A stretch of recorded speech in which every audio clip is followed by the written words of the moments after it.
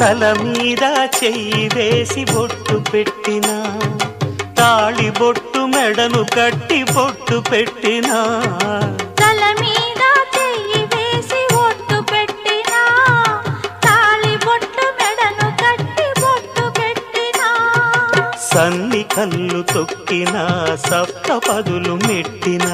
సన్ని కళ్ళు తొక్కినా సప్తపదులు మెట్టినా, మనసు మనసు కలపడమే